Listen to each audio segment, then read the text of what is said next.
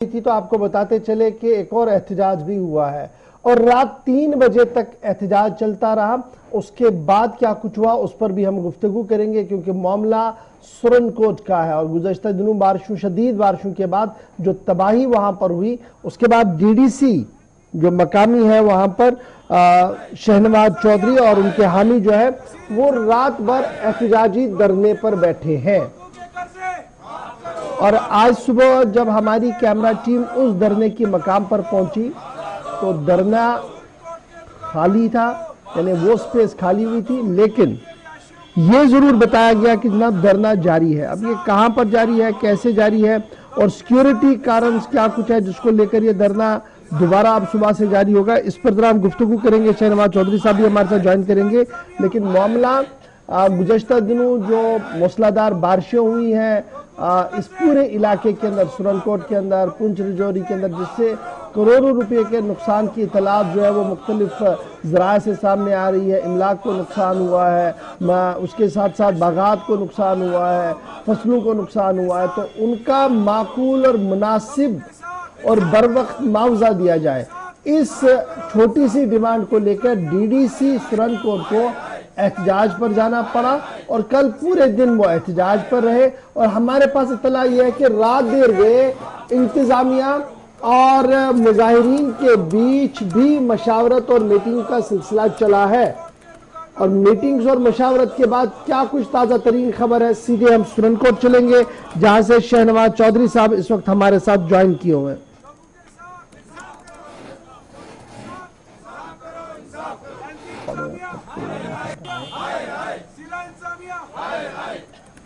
एहतजाज जहां पर गुज़श्ता शब तक चलता रहा और बीच में इंतजामिया के साथ राब्ता भी हुआ। और आपको याद होगा कि 3 दिन पहले जहां पर शदीद बारिशें हुई खित्ता पीर पंचाल में और डीडीसी रुकन सुरनकोट ए शहनवाज चौधरी की क़यादत में मकामी लोग, उसके बाद अगले दिन जब मौसम साफ हुआ तो एहतजाज पर निकले लोग। जिला इंतजामिया बिलखुसूस लेफ्टिनेंट गवर्नर मनोज सिन्हा की इंतजामिया के खिलाफ नारेबाजी कर रहे थे। एहतजाज में शामिल लोग ही मानते हैं कि सैलाबी रेले में करोड़ों रुपए का नुकसान चंद घंटों की बारिश के दौरान हुआ और अब कुदरती आफात के जुमरे में इसे शामिल करने का मुतालबा किया जा रहा है। और साथ ही ये भी कहा जा रहा है कि ऐसा अगर नहीं किया गया तो वो हड़ताल शुरू करेंगे। ये मुसलसल इन लोगों की तरफ से मांग की जा रही है। अब आप देखेंगे तो शहनवाज चौधरी ही नहीं बल्कि उनके साथ मकामी सिविल सोसाइटी के अरकान, समाजी और मजहबी शख्सियात भी इस एहतजाज का हिस्सा बनी। और 3 दिन तक एहतजाज चलने के बाद जिला इंतजामिया के साथ ये खबर भी मिली कि राब्ता भी हुआ। मुतालबा सिर्फ एक था कि सबसे पहले फौरी तौर पर इंतजामिया ये कदम उठाए, कुदरती आफात के जुमरे में जो नुकसानात हुए हैं उनको शामिल करें और उसके बाद उन तमाम लोगों को जो मुतासरीन हैं उनको मुआवजा फराहम किया जाए। बिलखुसूस जो ताजिर हैं, जिनकी गाड़ियां बर्बाद हुई हैं, जिनके घरों को नुकसान पहुंचा है, ये 3 तरह के नुकसानात जो हैं सबसे ज्यादा कस्बे के अंदर आज से ठीक 3 दिन पहले हुए थे। चलिए, इस वक्त हमारे साथ शहनवाज चौधरी साहब डीडीसी मेंबर जो है वो ज्वाइन कर चुके हैं। शहनवाज साहब बहुत शुक्रिया जी ज्वाइन करने के लिए। आपका मामला जो था वो ये था कि मुआवजा दिया जाए और मुआवजा बरवक्त और मुनासिब हो। और फिर एक डिजास्टर की भी आप बात कर रहे हैं कि डिजास्टर मैनेजमेंट एक्ट के मुख्तलिफ हवालों का आप जिक्र कर रहे हैं। रात भर आपकी मशावरत भी हुई है जिला इंतजामिया के साथ और खबर ये भी हमारे पास आई थी कि लगभग 3 बजे आपकी तरफ से यह फैसला लिया गया था कि धरने को शायद खत्म किया जाए, लेकिन दोबारा से आप धरने के उस मकाम पर आ चुके हैं। किस हद तक इस खबर को हम सही माने और क्या कुछ अभी आपके सामने है?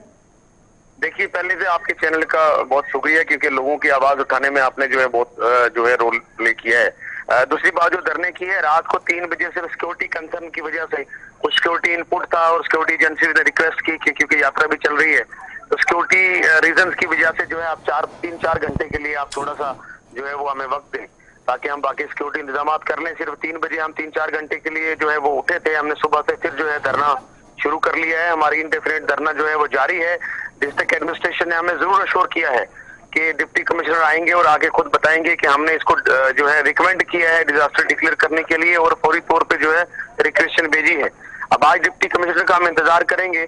हमारा धरना जारी रहेगा। सारे लोग जो है इलेक्टेड रिप्रेजेंटेटिव, सिविल सोसाइटी, सारे लोग धरने में कंटिन्यू कर रहे हैं।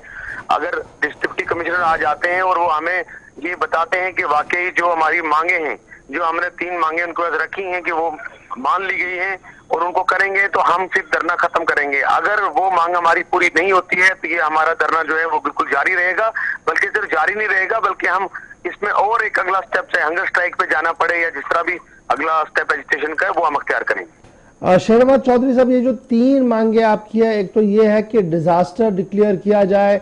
परसों जो गुज़श्ता दिनों बारिशें हुई जिसके बाद तबाही बहुत ज्यादा इस पूरे खिते के अंदर हुई है, तो उसको लेकर आप कह रहे हैं कि इसको जी डिजास्टर में अनाउंस किया जाए, डिजास्टर मैनेजमेंट एक्ट का इतलाक हो। और 2 मांगे कौन सी है आपकी? देखिए, एक तो ये है कि आप जो है डिजास्टर डिक्लेयर करके पैकेज दें जिसमें सिर्फ टाउन नहीं है, उसमें देहात गांव भी है, क्योंकि गांव में भी बहुत नुकसान हुए हैं। तो गांव में और शहर में दोनों जगह नुकसान हुआ, उनको कंपनसेशन के। दूसरी हमारी मांग ये है कि सुरनकोट जो टाउन है वो खतरे की जद में है, उसका ड्रेनेज सिस्टम टोटल खत्म है, ब्लॉक है।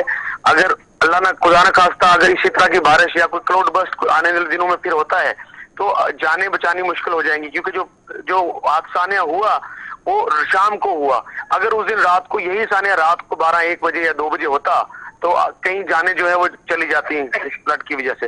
तो इसलिए हमारी मांग है कि सुरनकोट का जो ड्रेनेज सिस्टम है सरकार फौरी तौर पे इसके लिए जो भी पैसा मंजूर करे और एक बार पूरा ड्रेनेज सिस्टम जो है बिल्कुल परफेक्ट कर दें, ताकि दोबारा से जब फ्लड आए तो चैनल्स हों और ताकि पानी निकल जाए।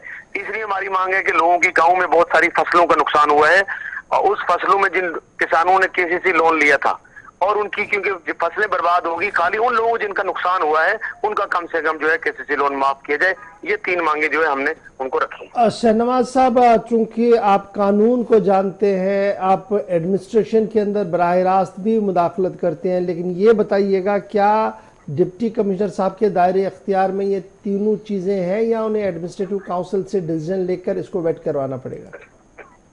देखिए, इसमें एडमिनिस्ट्रेशन में भी बहुत बड़ी कंफ्यूजन है। हालांकि मुझे लगता है कि ये एसडीआरएफ के अंदर खुद बहुत आता है। जब फ्लैश फ्लड है और फ्लैश फ्लड और लैंड स्लाइडिंग जो है ये ऑलरेडी एसडीआरएफ के अंदर आता है, इसको स्पेशल डिक्लेयर करने की जरूरत नहीं है जो मेरी समझ है एक्ट के मुताबिक।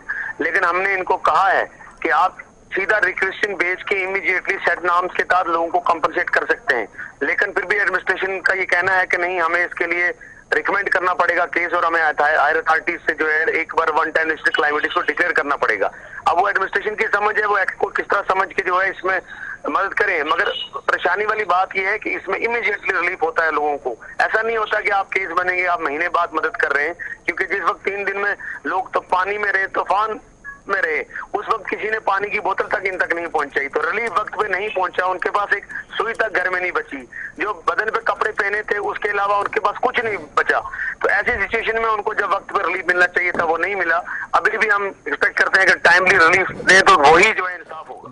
चलिए, बहुत शुक्रिया जी ज्वाइन करने के लिए। हमारे साथ फोन लाइन पर थे शहनवाज चौधरी, डीडीसी मेंबर सुरनकोट। बता रहे थे कि 3 बड़ी मांगे हैं जी, और जब तक ये मांगे पूरी नहीं होंगी तब तक धरना भी जारी रहेगा। 3 बजे सुबह वो इस मकाम से उठे थे और ये कह के उठे थे कि सिक्योरिटी कंसर्न है, एजेंसीज ने कुछ वक्त मांगा था, और सुबह एक बार फिर वो वहां पर पहुंचे। तकरीबन 8 बजे के आसपास से दोबारा से इस वक्त उनका धरना जो है वो शुरू हो गया है।